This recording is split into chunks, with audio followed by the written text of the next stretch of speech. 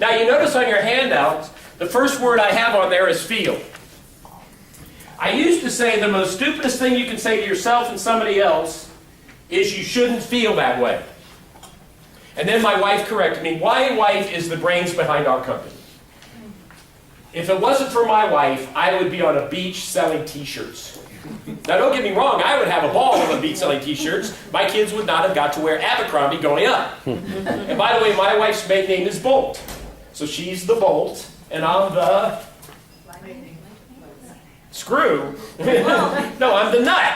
And a nut's no good without a bolt, and a bolt's no good without a nut.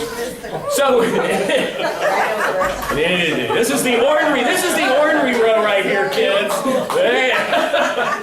Good, all right. Look at them, they're getting red. We'll call you Philly's Angels. All right. The stupidest thing you can say to yourself. Now look, they're laughing so hard they're starting to cry. I must warn you, in the laughter sequence, right after you cry, you'll pee your pants. No, that's how it works. No, serious. Once the tear duct's empty, the bladder's next. It's okay, they use The most stupidest thing you can say to yourself and somebody else, you shouldn't feel that way. You ready? Your feelings. That's the thermometer of your soul. And denying your feelings is like putting a sticker over the gas gauge of your automobile and saying to yourself, I'm not going to pay any attention to that information, and see how far that gets you. Always honor your feelings no matter what they are. Here's another good book. It's called Ask It and It Is Given by Esther and Jerry Hicks. Anybody knows about Esther and Jerry Hicks? All right. They have the 22-point emotional guidance scale. Give me a number between 1 and 22. 17 is anger. 16 is discouragement, and 18 is revenge. So we go from discouragement to anger to revenge. Let me give you 22. Fear, grief, depression, despair, and powerlessness. Let me give you 1. Joy, knowledge, empowerment, freedom, love, and appreciation. Always honor where you are. Because you can't, you got to be there. Next, what's the next word? Think. What do you think about what you feel? So here's what I feel. What do I think about it? Then what am I going to be? Anybody know about Eckhart Tolle, The Power of Now? Where we worry about the past, we worry about the future, and very rarely are we in the present, and all life is a series of presents. All life is one present after another. So you can either believe or be. Then what are you going to do? Faith without works is dead. Then what will you have, and then what will you give? Just a little formula for you to understand where you could come from and how to improve your life. Now, this is about stress. How many of you have stress? What, the rest of you are just carriers? I don't have stress, I give it, all right? Yeah. Now, if you do these ideas, your brain will produce endorphins. You're all about endorphins, right? Yep. Endorphins like God's morphine. Now, some people are confused. They think endorphins are people without parents who have to stay inside. Everybody stand up. Everybody stand up. Body Time was mine by Deepak Chopra. How many know about Deepak? Deepak teaches us that we're all in a constant state of recreation. You realize every 5 days you all get a brand new stomach lining. Every 90 days you get a brand new skeletal system. Every 30 days you get brand new skin. I know when you look in the mirror you go, this ain't looking like 30-day-old skin here. 1 year from today, 98% of the atoms that are in your body will be brand new atoms. So let me do a demonstration of the most powerful tool for your recreation. Everybody ready? Yep. Grab an imaginary lemon. Come on, play with me. This is a weird dude. Yes, I am. Grab your imaginary knife, cut your imaginary lemon in half. Feel the juice running down your arm, pick up your lemon. You see the flat spot you just created with the cut the weeds? Plot the seeds out, we're not going to need those seeds.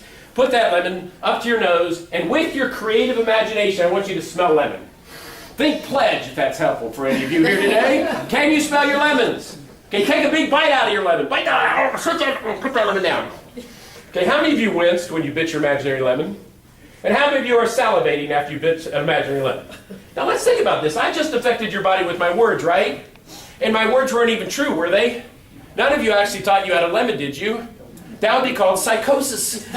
Seeing things that aren't really there. So if you're going to deal with stress, watch your words. Always put out words that add value to people's lives. Even if they aren't true, yeah, we call that encouragement. And never put out words that take away from people's lives, especially if they are true. Your words are very powerful. If you're going to make stress your friend, you got to watch your words. Now, the other side of that coin, we can do something with our body to affect our attitude. Now, this is something you can do if you're stuck in a traffic jam, if you're in a restaurant, you're not getting the customer service you deserve. One of your kids are driving you nuts. So you don't want one of these out. Not only will this affect your attitude, it will affect everyone's attitude within hearing distance, and it's called the howl for joy. As I look among this audience here today, I can tell there's a number of you that you ain't howled in a while. No, I promise, and if you do this exercise, you'll catch a buzz. You'll get high. All right, everybody ready? I will do one first to model the behavior, then I'll ask you to do one. All right, everybody ready? All right, take a deep breath. No, I'll do one first, but thank you for participating. Then you let it go. Then I want you to take a second deep breath, and I want you to think of something that brings you happiness, joy, and fulfillment. I want you to think of something that makes you feel good. Now, if you can't think of, all right, now, here's my word burrow again. Now, if you can't think of something that makes you feel good, there is a book called 14,000 Things to Be Happy About, all right? Take your next deep breath. I will go 1, 2, 3. I want you to go,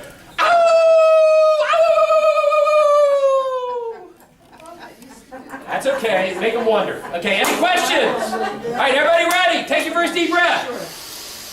Let it go. Something makes you happy, makes you feel good. 1, 2, 3. All right, how do you feel? Cool. Would you like another hit? Like another hit? All right, one more hit. Now, I know some of you didn't do it. Some of you are worried about, oh, what would other people think? So you don't try anything new. You don't try anything different. So you're worried about what other people think. Well, ladies and gentlemen, let me tell you something here today. Most people don't think about you as much as you think they think about you. Right? Next, you may say, oh, that's silly. I was at home once, the phone rang. Mr. Sorentino. Yes. Are you aware that your son Chad is acting silly in class? I said, are you aware that silly is a derivative of an old English word, sea leg, which means sage? And she goes, well, now I know where he gets this shit. That's exactly what she said. She goes, I'm not going to get anywhere with you, am I? I say, no, you're not. She said, can I talk to your wife? I said, yes, you can. Okay. So for those of you who didn't let go the first time, we're going to add one more step to the howl for joy. This time with the howl for joy, I want you to close your eyes. Because we do understand when you close your eyes, you're invisible.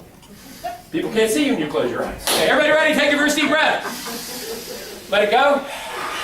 Second deep breath. Something makes you happy, makes you good. 1, 2, 3. Very good. Here's something else you can have less stress is drink more water. 80% of you are dehydrated. Now, how many have ever heard of Leo the Scallion? This cat would get paid $25,000 for a 1-hour speech and then he would hug everybody. Trust me. First client pays me 25 grand for an hour, we'd be hugging. Naked. Hey, for 25 grand, you're the customer. That's what I'm saying. Well, Leo says, whenever you're stressed, grab something and hug it. Now, if it's a person who asks permission, my wife's zero petite. You hate her, don't you? She doesn't like hugging very much because she says all she really gets to do is smell armpits. So, if you're under stress, grab something and hug it and then count to 10 backwards. It's kind of like a mini timeout. So you go 10, 9, 8, 7, 6, 5, 4, 3, 2, 1. And that should make you feel better. If it doesn't, that feels great. That's a dismember. I had one after seminar, she comes running up. She goes, Mr. Sorentino, do you have any of those bears with genitals? Tell me she didn't have issues. My point is that you have to vent. My wife and I went to some counseling because we needed it. I have a friend of mine who's in therapy. He says everyone should be in therapy. He says if you're not in therapy, you're in denial. What do you say to that? I'm not in denial. So we're literally sitting there with the therapist, and the therapist goes, I don't know about venting and cathartic. And he said, people come here, they vent, they cathartic. And he goes, I don't know how much good that does. I said, are you nuts? He goes, no, we think you are. That's why you're here. I said, no, you have to vent, because you have to vent in the right way, at the right time, with the right people in the right place. He goes, ooh, that's good. I said, then can I charge you for this session? I challenge organizations to vent up, not vent to each other, not vent down to their people that produce to them, not to the residents if you're in a facility like that, vent up. Fair enough? I think my time is up. Yep. If you need me, by the way, I have some CDs here. There's 73 minutes of me here. You can get 1 for 20 or 3 for 30. How's that for a deal, if anybody's interested? And you get me for 73 minutes as opposed to 20. All right? Go back to that page. I don't hear any applause for me. Go back to that page where you write my choices and write something in there. By the way, life's an open book test. You can Google stuff. Here's a good book. What would Google do? What a great book. So what are you going to write in that page? Are you going to drink more water? Here on the page where I had to write my choices. Write something in at least one of those blanks. Are you going to watch your words? Are you going to howl for joy? Are you going to read a book? Are you going to listen to a CD? All right? So I don't want to hear any applause for you. I want to see the tops of your head. writing down something you're going to implement based on what I covered. And then I know if you do, you'll have more fun at work, more fun with your family, more fun with yourself. Yep, no fuss.